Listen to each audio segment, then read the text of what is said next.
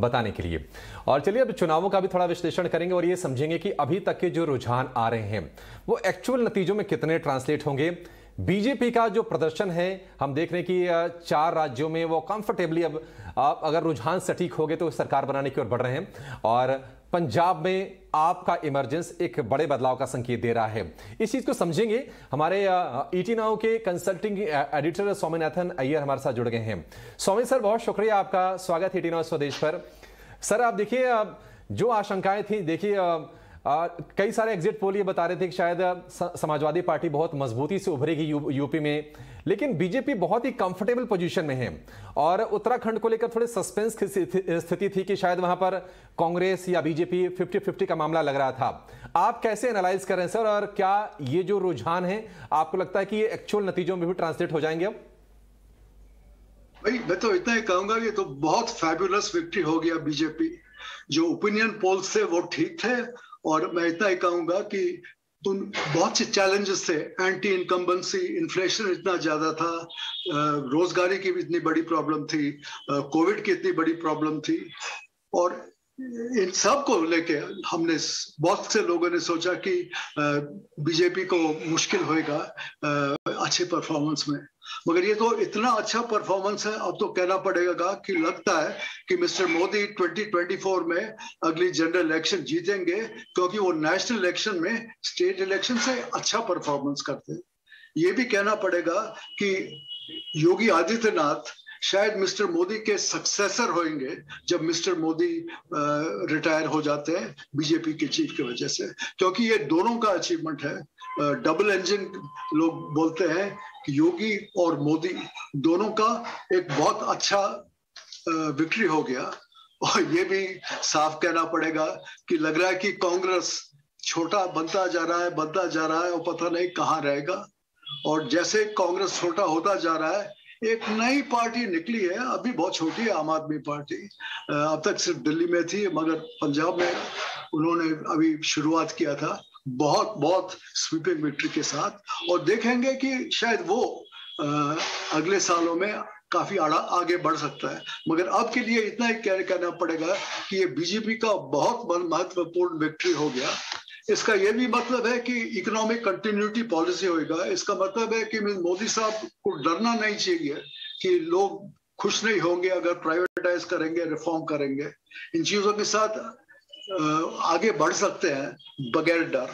और इसमें से मुझे ये भी पता लगता है कि जो फार्मर्स एजिटेशन था, लोगों ने बोला भाई सब किसानों खुश नहीं है, ये गलत था, ये सिर्फ जाट एजिटेशन था, ये पूरा फार्मर्स का एजिटेशन नहीं था। और इसीलिए अगर आप देखें वेस्टर्न यूपी में जहां जाट का एजिटेशन काफी था, बीजेपी ने बिल्कुल स्वीप कर दिया वहां भी। तो इसका मतलब है कि फार्मर्स एजिटेशन से उनको डरना नहीं चाहिए कि भाई लोग एंटी रिफॉर्म है। मेरे ख्याल में उनको रिफॉर्म के साथ आगे बढ़ सकते हैं, एसेट सेल प्राइवेटाइजेशन के साथ बढ़ सकते हैं, लेबर लॉ रिफॉर्म के साथ आगे बढ़ सकते हैं। अगर अब ये सब होए तो मेरे ख्याल में इकोनॉमी में भी काफी सुधर हो जाएगी। ठीक है सौम्य सर, आप जैसे कि बता रहे थे कि वो जाटों का आंदोलन था, पूरा किसान आंदोलन, जिस तरह से इसको प्रोजेक्ट किया जा रहा था, आप उसको वोटर्स ने कम से कम खारिज कर दिया है।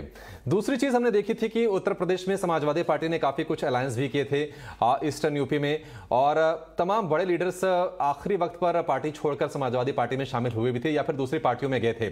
बावजूद इसके अगर बीजेपी 250 प्लस की सीटें ला रही है, क्या यह कहना सही होगा कि जो मोदी मैजिक है वही इस चुनाव में भी काम कर रहा है?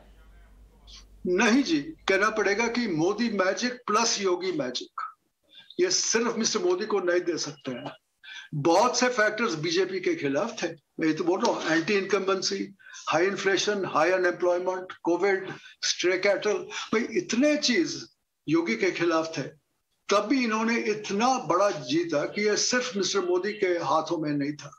तो कहना पड़ेगा कि जरूर मिस्टर मोदी नंबर 1 लीडर है, मगर योगी साहब ने जो किया, मेरे ख्याल में उनका लॉ एंड ऑर्डर के बारे में सबसे ज्यादा लोग खुश थे। उन्होंने कहा कि सिक्योरिटी बढ़ गया, बाहुबली जो थे उनका दम कम हो गया, इसके वजह से लोग खुश थे।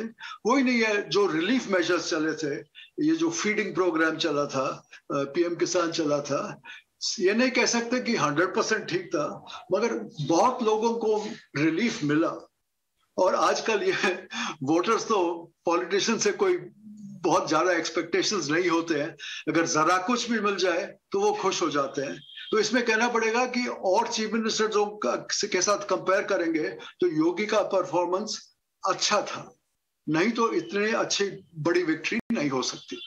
ठीक है स्वामी सर, एक बहुत ही क्रूशियल चीज हम देख रहे हैं कि उत्तराखंड को लेकर कहीं ना कहीं एक सस्पेंस की स्थिति थी, और हमने देखा है कि ये ट्रेंड रहा है कि जो पहाड़ी राज्य है वहां पर एक स्विंग होता है वोटर्स के मूड में और पैटर्न में, एक स्विंग हम देखते हैं। लेकिन अब ये सस्पेंस पूरी तरह से ये दूर हो गया। आप देखिए कि आप 75-70 सीटों में से 40 से ज्यादा पर बीजेपी इस वक्त रुझानों में आगे है और कांग्रेस उसके आधी सीटों के आसपास है।